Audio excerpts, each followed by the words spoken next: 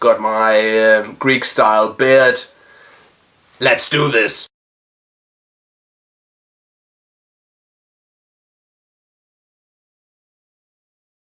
Hello and welcome to yet another episode of the Euroman movie report. This week I'm going to talk about the long-awaited sequel to 2006 300, and this movie called 300 Rise of an Empire.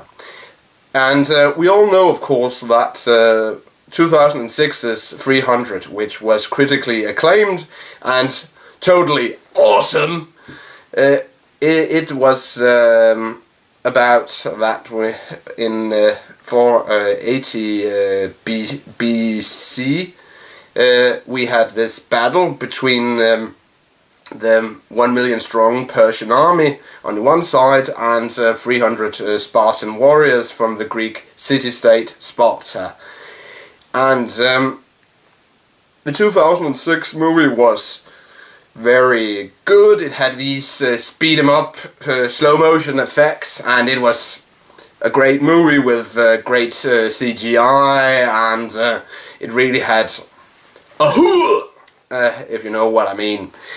And we had been waiting for this sequel for some time now.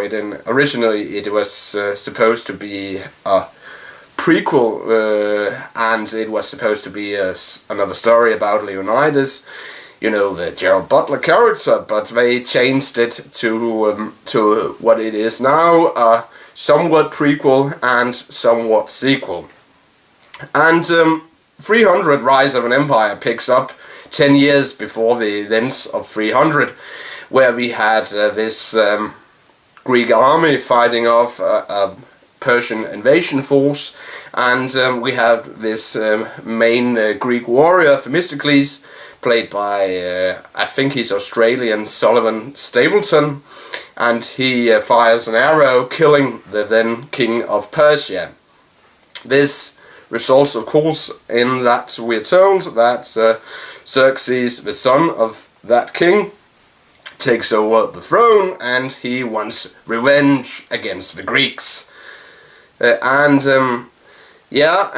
then the movie fast forwards 10 years, and we learn that how Xerxes came to look like something out of a freak show, and then we are introduced to this other character, Amnestia, if I remember correctly, played by Eva Green, who among other films have starred in a James Bond movie.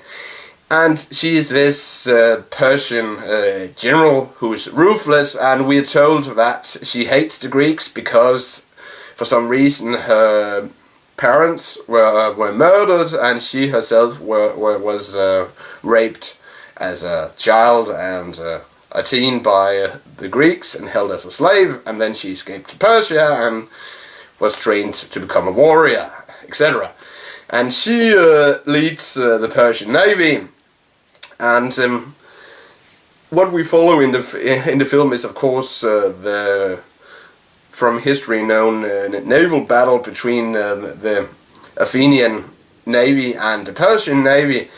And this the Athenian navy is, of course, led by Themistocles, and we are introduced to these very well done CGI naval battles, and I was very impressed by the effects of those naval battles in my opinion.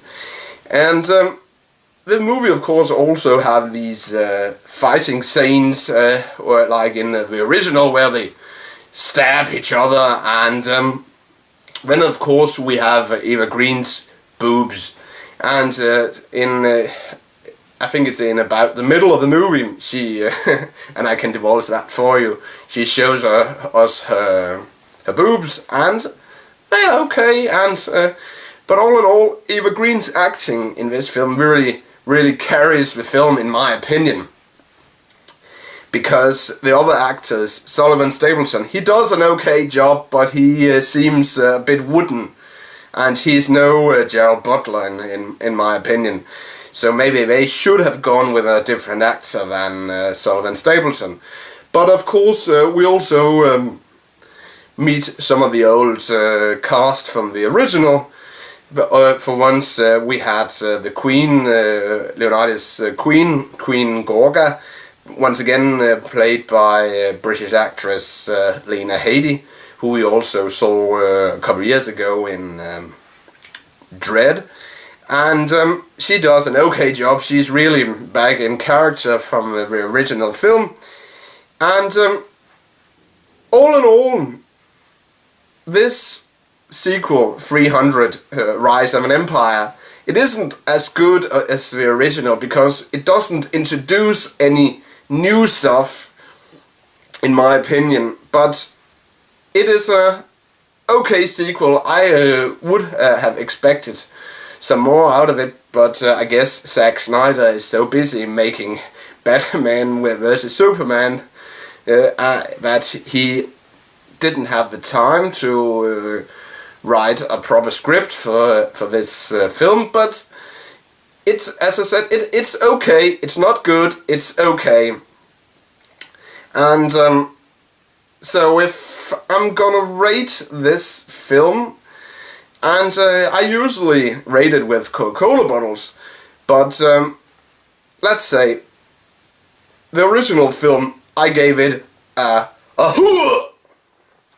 But the sequel for 300, I give it a hoo, because it isn't as good as the original, but it isn't bad either. So that's it, Euroman of Euroman's Movie Report, signing off, and I'll see you in the next movie review. Bye for now.